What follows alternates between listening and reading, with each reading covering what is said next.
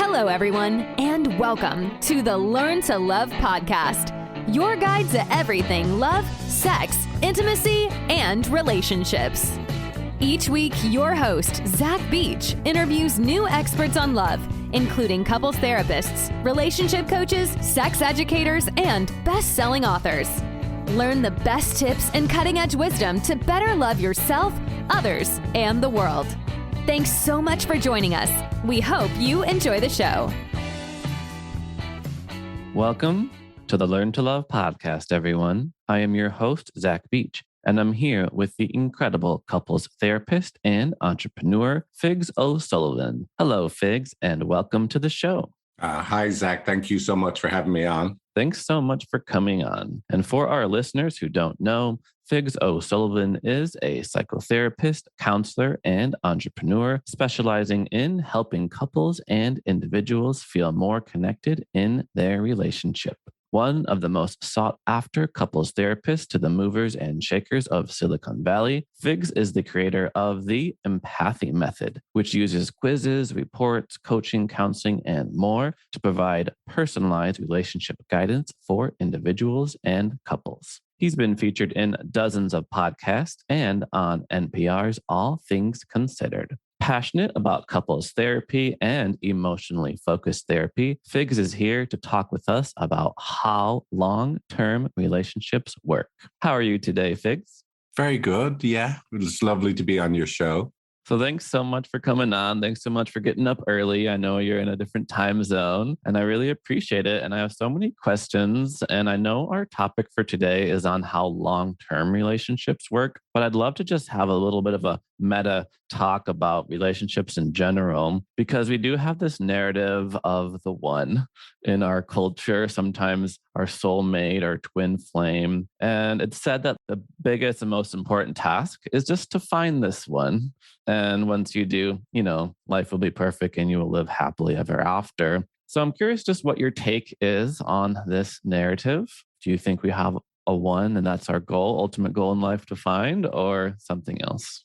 Yeah, no, I don't believe that there is a one person out there for everybody. Ultimately, I think why someone chooses a partner to be with long term is, it's complicated. There's no research on this next thing that I'm going to say. So here's what I see happen. The reason you choose one person to actually be your long-term partner, like it goes from, I met you at a bar and you're an amazing break dancer and it compliments my incredible moonwalk. You think that's why you chose them, right? And you probably did at first for just the romantic stuff, like, wow, your eyes are so beautiful. But the reason that relationship would transition to actually survive really long term has nothing to do with, you're so funny. Oh my God, you're so clever, whatever it is, right? And them saying the same stuff to you. We just have so much fun together, right? That's not actually why you chose each other long term. You choose each other long term because your organism has a missing love experience, and it actually detects deep down inside unconsciously in your limbic system, it detects with this partner, I have a chance, and this is going to sound really terrible, I have a chance to feel that same pain again, but have a different outcome this time. So it's actually your unmet love needs that get hooked in. And this is why, like a bad relationship, it can be confusing. Is this a bad relationship? Am I growing here, or is this just awful? Right? Mm-hmm. Because they actually can look quite similar, right? Because both of you kind of hold the key to the other person actually getting the love they've been missing and longing for all their life. Well, I love this idea. It's also, I think, hard truth for a lot of people to understand. People think they fall in love because of the amazing chemistry, the passionate lovemaking and all these things. But this is something we do hear from therapists who are working with couples and who have done research into this area, that we don't choose because of the chemistry or shared values, but because we have what you call missing love experiences, or what is sometimes referred to as childhood wounds. And some therapists even say that we choose partners because of how they resemble our parents, which is the most unsexy thing. No, yeah. Well, that now there is research in, right? But, that's like probably the strongest body of research, which again could be unsexy, right? That basically how you related to your primary caregivers as a kid is how you're going to relate to your like romantic partners, right? So my question to you is this a good thing or a bad thing?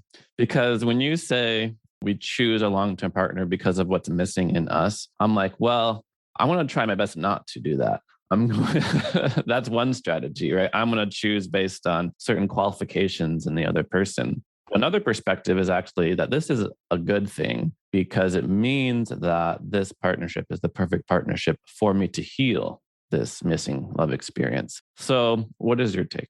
Well, look, I tend to think it's a good thing, but like all things, it's nuanced, it's complicated. So let's say if whatever happened to you in your childhood, and this is people get really obsessed about a particular bad incident, but like, let's say you just made it through your childhood where you have a wounding around being abandoned. And let's say you're a 7 out of 10 on the wounding scale of being abandoned. Okay. Right? You're probably going to be drawn to a 7 out of 10 on the wounding scale of being rejected, because together you actually form a perfect archetypal whole, right? Yin and the yang, right? So look, if you really were like, whoa, this relationship's too much for me, I'm never feeling prioritized, and of course you wouldn't, if you're a 7 out of 10, you probably won't get it. Like, God, and my partner feels rejected and always criticized by me. They're like having a terrible time. I'm having a terrible time. You could still make that relationship work, and it would be amazing by both of you moving towards zero. Now, you're not going to get to zero. Zero is this. There's a magical island of people that have no emotional wounding. And they just haven't invited us, But like, it doesn't exist, right? But if you move to a 5 out of 10, it's very hard for like 7 out of 10s on a wounding scale don't drag 5 out of 10s to 7 out of 10. You're much more likely as a 5 out of 10 to inspire your partner to move with you. And let's say you're out at the disco, right? Which you do. I know, Zach, you're a big disco guy. You told me earlier. Oh, right? Yeah. The moonwalking, the breakdancing. Exactly. When you said that, I was like, he's speaking to me. Yeah, exactly.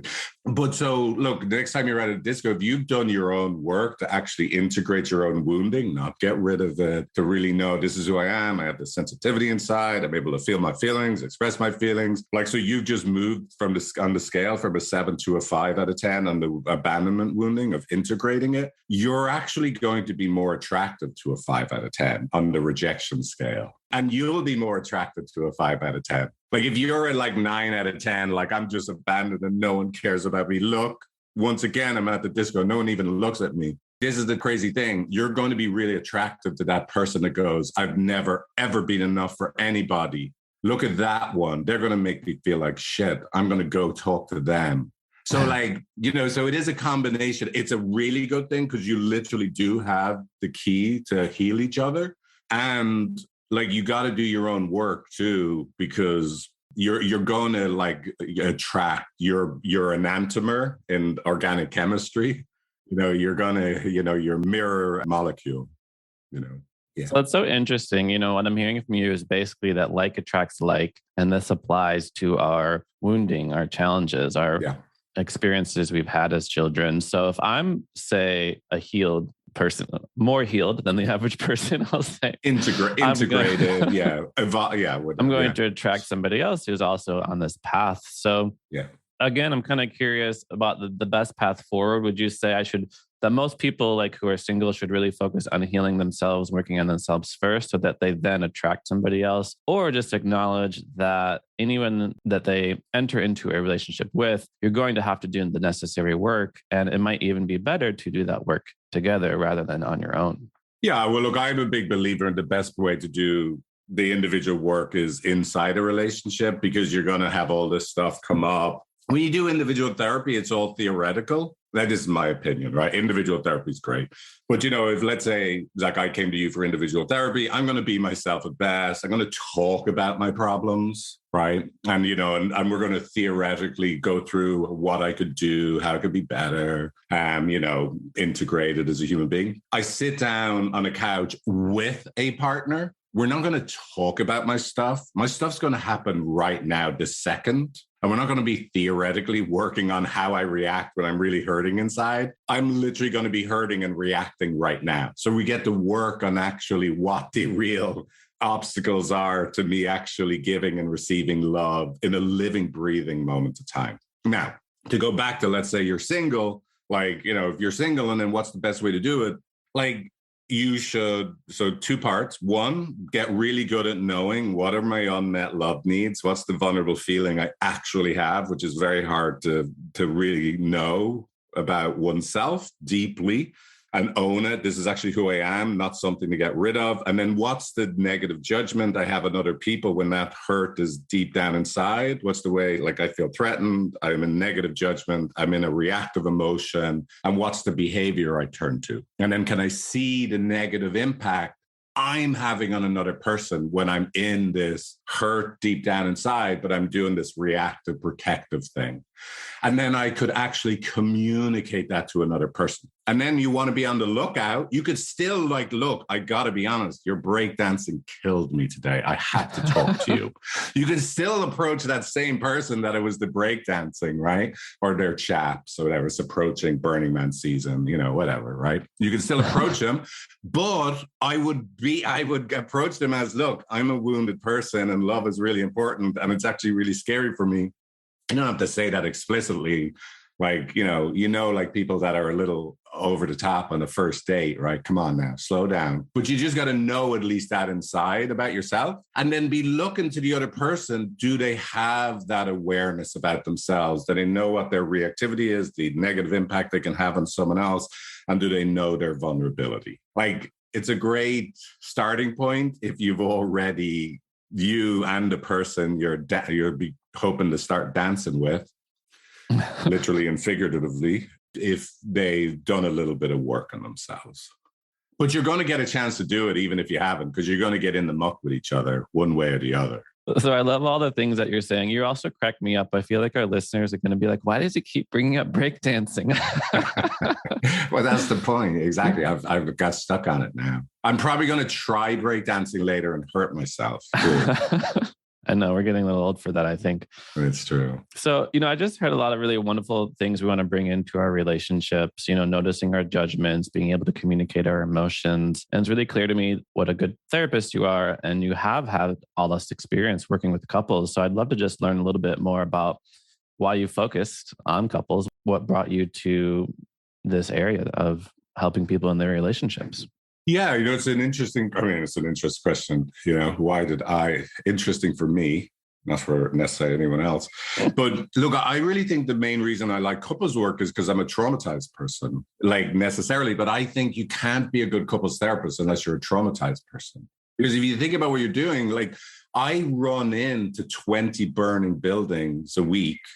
And there are 2 people sitting in the burning building, and I say, hey, come here. I know the way out of this. And both of them say, I'm not leaving. I'm going to keep fucking burning this place down. They're just going to go for it, right? Like, they're just going to keep fighting. Like, who in their right mind would run into the middle of a couple fighting in a burning building, right? And try and help them de-escalate, right? And love each other when they're pretty determined to keep, like, like, even if they don't think this is what they're doing, like firing shots at each other, right? So the only reason anyone would ever do that is I actually know deeply the pain. Again, on one hand of being abandoned, and on the other hand of being rejected. I know what it's like to feel ashamed that I'm not enough, I'm too much. And I know what it's like to be a very reactive, critical, blamey person when I'm hurting. And I also know what it's like to be someone that shuts down and withdraws and pulls away when I'm hurting. And so in just like, let's say in war, someone that has shell shock in war, or like they've been to 2 tours of in Iraq or wherever the latest conflict is, right? When they go back into the battlefield, it's clarifying. There's some people that it is clarifying. They see everything slows down. And there are other people that are going to curl up in a ball. For whatever reason, for me, sitting with a couple where the stakes are really high and they're both feeling really hurt by each other and they're not feeling safe and they feel threatened by each other emotionally, like that is a situation that I'm actually just very comfortable in. And then I transition them, right? It's such a beautiful, magical thing. It's unbelievable to be the person that gets to share with a couple, like help them go from escalated, they're fighting, they're disconnected, to neutral place where they could see both of them make sense, to then helping them actually reach out from that neutral place and ask for their needs to be met, and them getting loved by each other. And I got to sit there and watch them crying and holding each other, pretend I'm not here anymore, and then get to say goodbye to them. They leave, skipping down the road. Like, it's amazing. Like, it seems like magic to the couple, which of course I know it's not magic, and I don't take it very personally anymore that I'm, doing anything in particular. I just happen to know how to do this thing. But I get to really, to the people that are experiencing it, they're literally like, he's like, it's wizardry. He's a witch. I had a couple ones. I left my office right after they left, and one of them was saying to the other, "He's a witch. He's a witch." Right? Because it really can seem magical, the transformation that can happen between people. All right, Figs O'Sullivan, the wizard. Breakdancing wizard. Breakdancing wizard. It's a lovely title. Thank you. And I do love your metaphor of running into a burning building. There's two people there. And as you kind of mentioned, they're committed to staying in the building. And I want to ask you why couples fight, particularly when you look at each couple individually. They want to be in a happy, loving, connected, supportive partnership.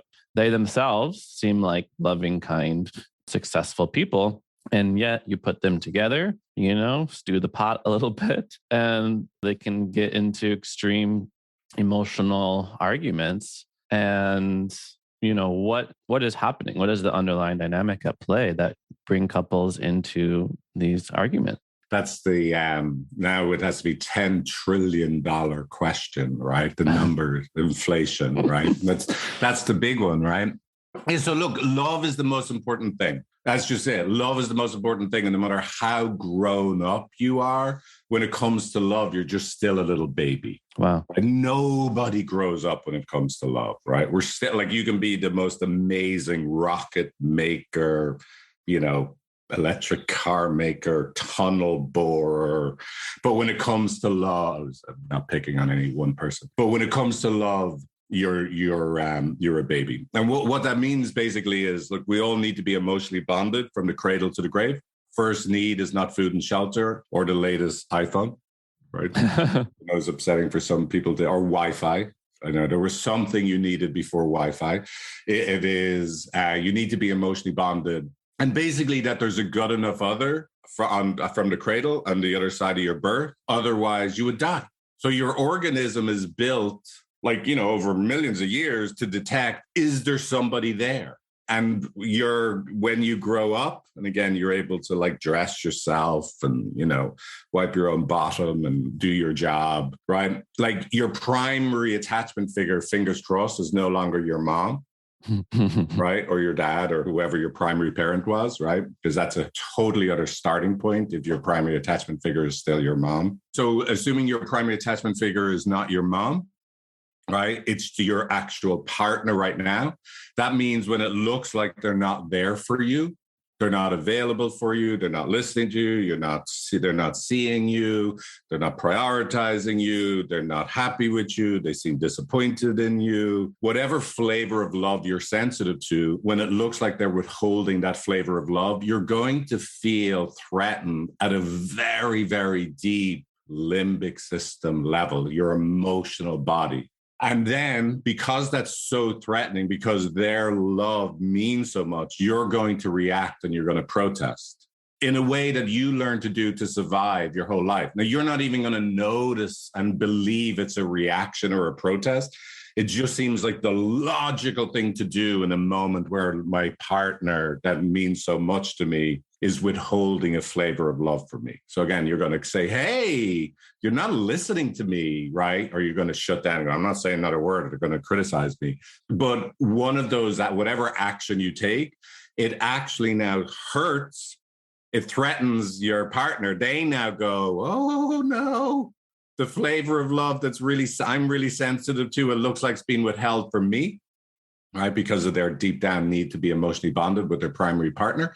And they're going to get all contracted and it's going to be unbearable to stay in that place. And then they're going to protest and turn. And then that cycle just keeps going. One person gets hurt, they react. It hurts the other person, they react. It hurts the first person again. And it just goes on and on and on and on. And, but yeah, why do we fight is just because we love each other so much. And it's really scary when it looks like your primary person is withholding love from you. Wow. Just to summarize what I'm hearing from you is that one, love is like the most important thing. We absolutely need it. As a result, it's functioning, it's deeply rooted in our brain. And threats to that love basically create havoc. Exactly. It's terrifying.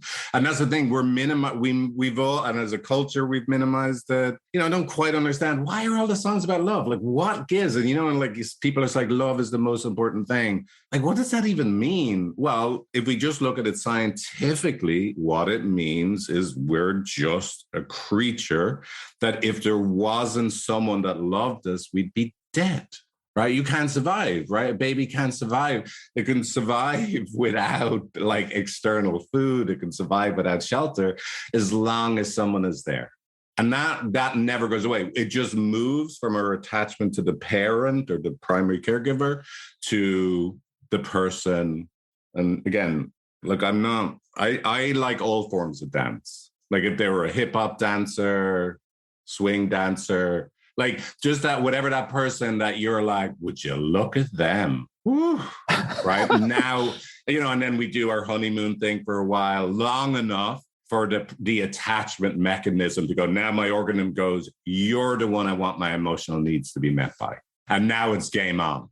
Now, some people only have a week honeymoon period. Some people don't have any at all. They go right into attachment. You're the one that I have to have my emotional needs met by. So I'd love to get into today's topic on how long-term relationships work. So we've already heard that early on in the relationship, our own childhood wounds will come up. Hopefully we have a supportive partnership where we can work on those woundings together, communicate them. So how do we make it work in the longer term?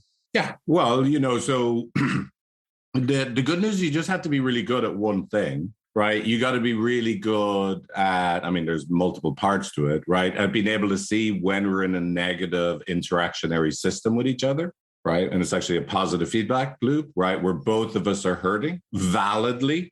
We both are validly hurting. Usually that's not how a fight looks at first. It looks like I'm validly hurting and you're the asshole that's doing it to me. Both people, right?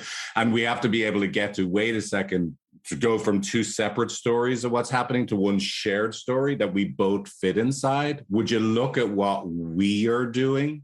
We're both hurting because we're so important to each other. And the way we're both reacting is hurting the other person, right? So that's the first thing. And this is really hard. This is like, it sounds so simple that we have to go from these two separate narratives to one shared narrative about what's going on.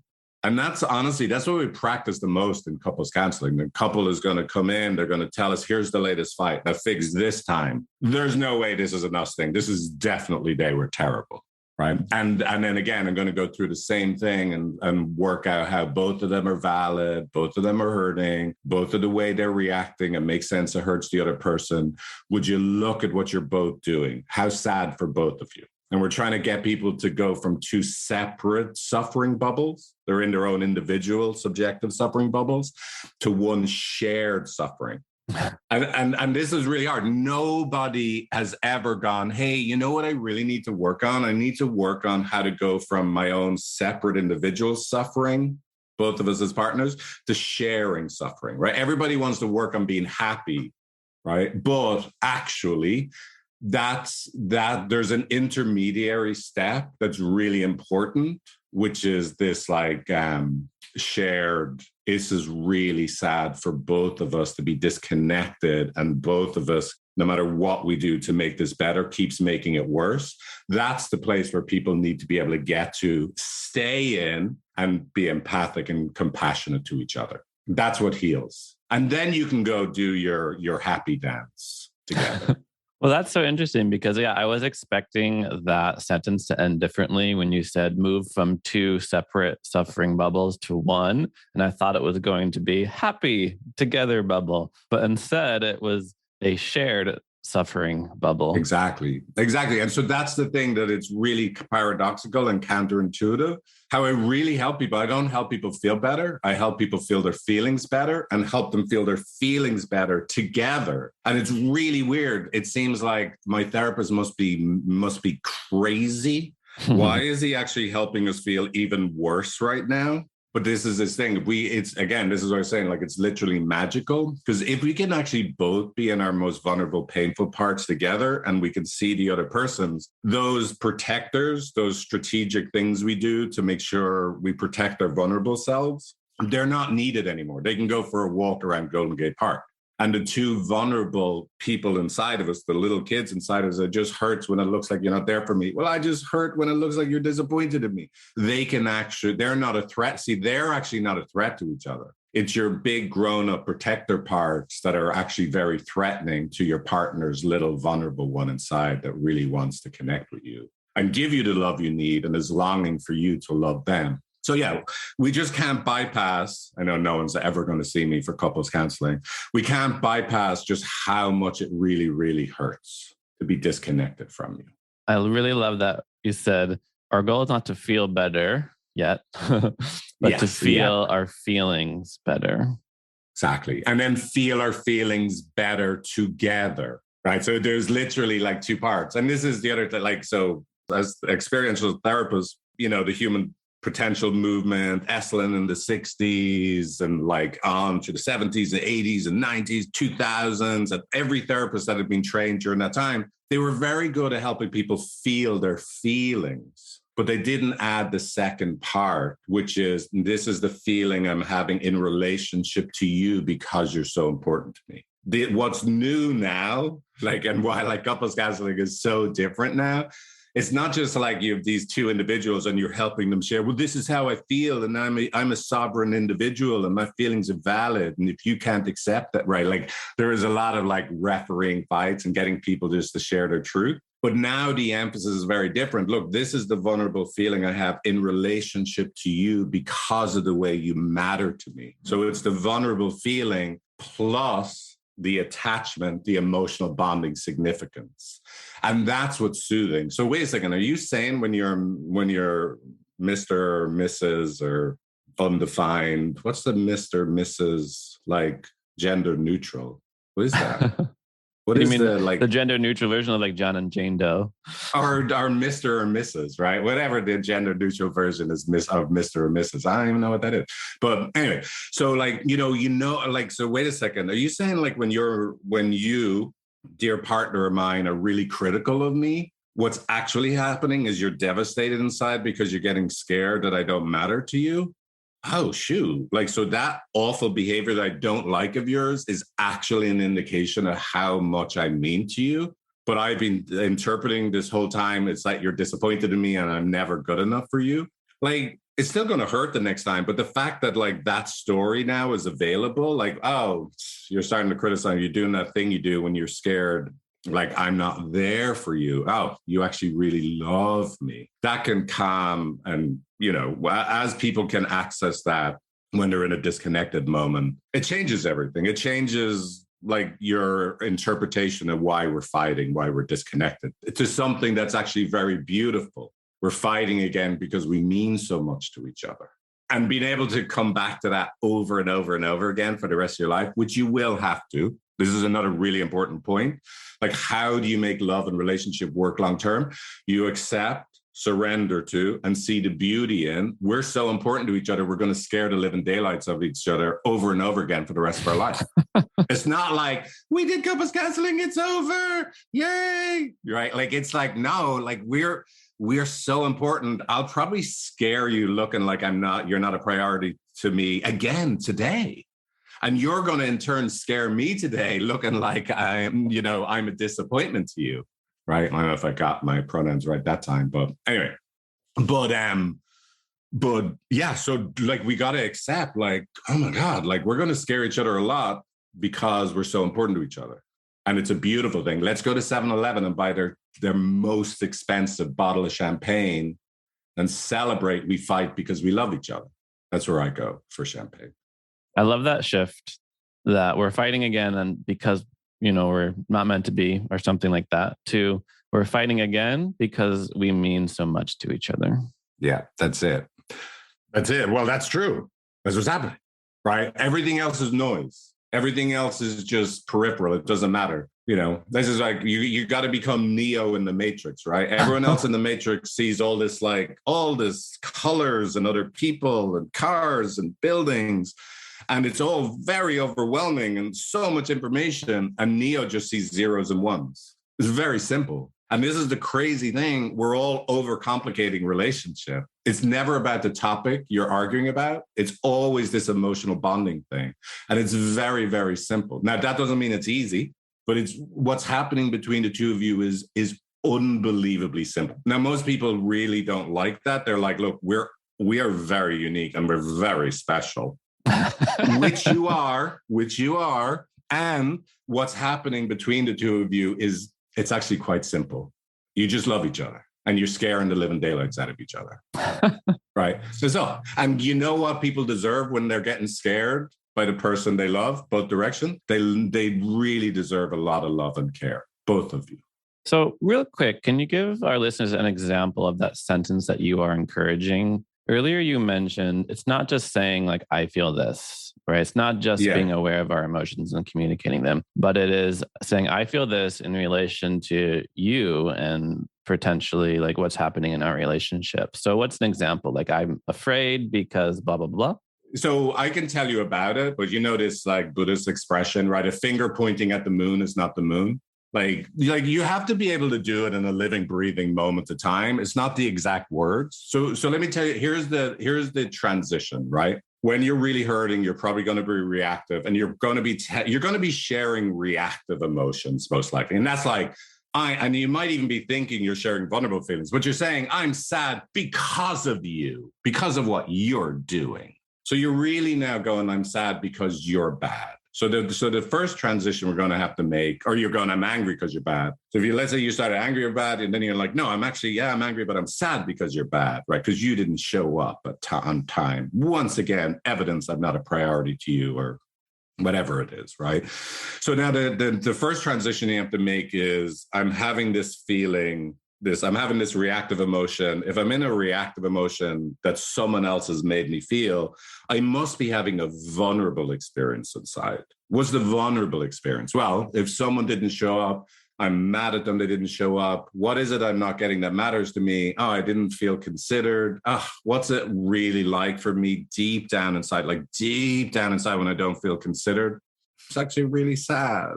Okay, great. Well, why would I in particular, and that is the second transition. So I made the transition from reactive emotion that someone else did it to me to actually right underneath that reactive emotion, there's a love need I'm not getting. I love to be considered, like in general. And it's really sad for me when I don't feel considered. Well, now why in the name of God am I feeling it so much with this particular person? Well, they're the most important person for me to feel considered by. So now like where I at first told them, how dare you arrive 10 minutes late? You said you would be like, I'm angry at you. You're the one that's made me feel, right? And now I'm in contact with, look, I'm in my not considered place, and being considered by you means so much to me. This is the attachment significance. It's you, and being considered by you means so much that I'm in this sad place. So we just went from reactive emotion, judgment of other, to vulnerable feeling and knowing the unmet love need, and then getting that, hey, I'm now feeling this because you mean so much to me. Which again, what a different message, right? To you 10 minutes late, right? Like it's such a different message. Now, if like someone wrote this down and now they're going to go practice it right now. Before that could work, we got to get to the neutral place where we're in the shared, hey, we both make sense. If your partner is still like hurting because they've been 10 minutes late 8 times this week and they think you're like Medusa and you're going to like turn them to stone, which are disapproving looks.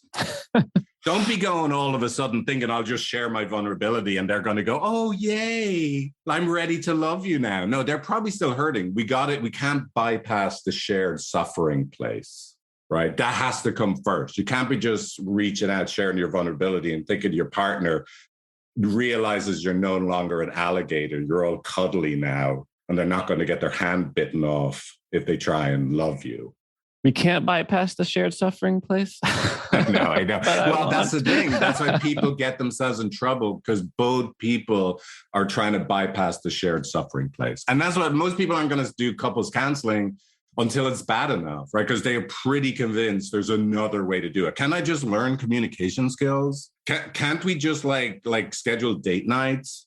Isn't there a new season of like Ozarks? I don't know, whatever the latest show is, right?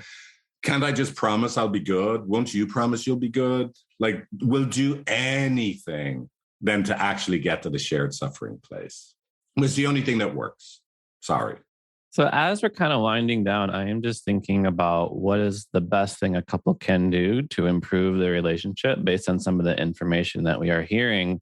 You know, for example, when I hear like be with the suffering, the term compassion comes to mind and cultivating our capacity to be compassionate. But I'm also hearing empathy of the other person's emotions, perhaps mindfulness. So I'm in a relationship. I want it to improve. I'm in it for the long term. What are some things that I can do today to just better the relationship? You know, it's going to sound very self-serving, but you know, I do it because I believe in it. Like, you should do couples counseling. Even if you're like pretty happy. Yeah. Happy. Of course. You have to study your cycle. You got to study the system, the positive feedback loop that you create together. And to study it's very hard to study a system when, let's say you're a 2-tree woods. There's woods and there's only 2 trees in it. How can one of the trees study the woods? You're stuck in place. You can't get outside of the woods. You can't like get the drone's eye view. Like, it literally is such a huge paradigm shift. I always think like it's almost like going like someone going from a 2D world to a 3D world, like where you can, oh my God, I see what I'm doing inside this system and I can see the entire system from above. And I don't know how people do that without a third person that knows what they're doing, being able to go, do you see what's actually happening between the two of you as a system? So I just don't know another way. I'm by the way, all joking aside, the dance was my main personal development vehicle before I became a therapist.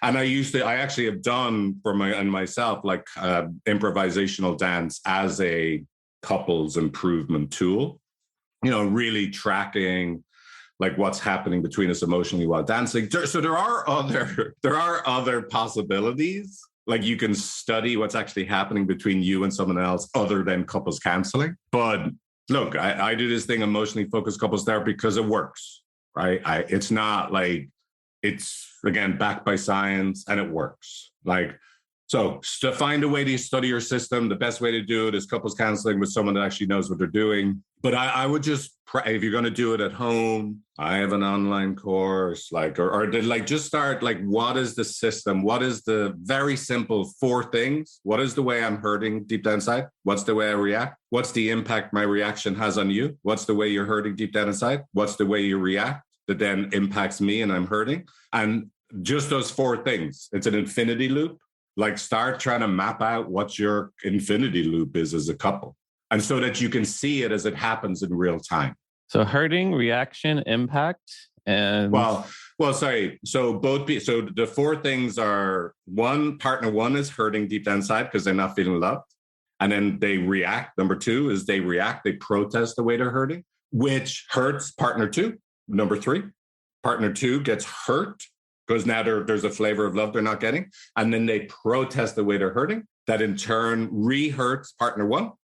So we're back to number 1. And so now partner 1 actually protests again, number 2, which of course, number 3 hurts partner 2 again, which now number 4, they actually protest and they reaffirm their worst stories of each other and they keep being justified in their reactions, and both of them are making it worse. The number 1 thing you can do to improve your relationship is see how that happens between the two of you.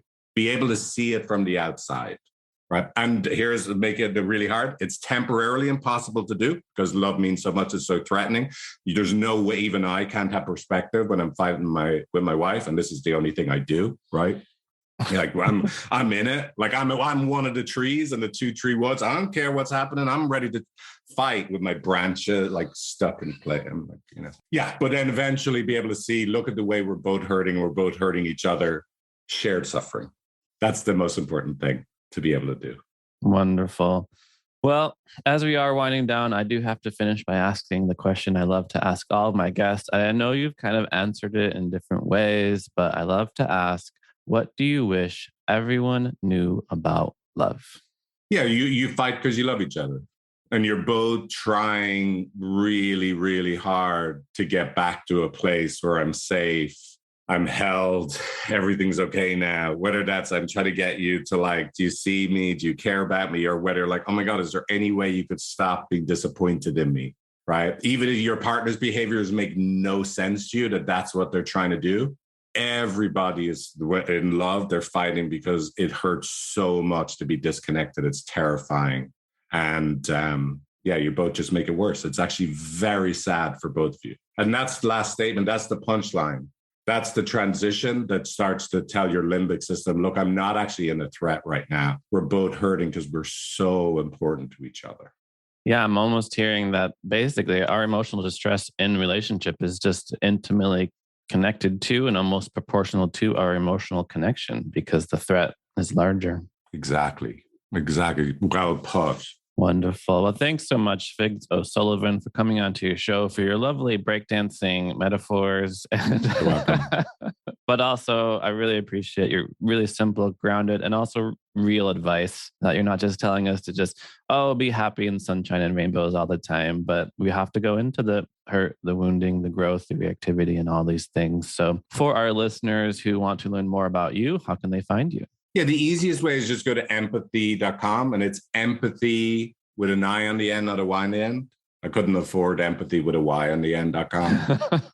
So just improvised. So yeah, just empathy with an I on the end.com. And yeah, my wife and I have a podcast together where we share our own couples counseling sessions. Okay. I think it's called the Come Here to Me podcast. So you can listen to my annoying Irish accent. So even with all your knowledge, you still have to go to couples counseling to work on. Oh yeah, exactly. Well, again, I'm a traumatized person. So is my wife. We're all, hey, look, we're all dogs from the pound. If you really believe you're not a dog from the pound, good for you, right? But we're all dogs from the pound. We all get hurt. We all get scared, and we all react, and we all hurt our partners, and they react. And no one arrives. Finally arrives. It's a process. It's a journey. It's it. Yeah.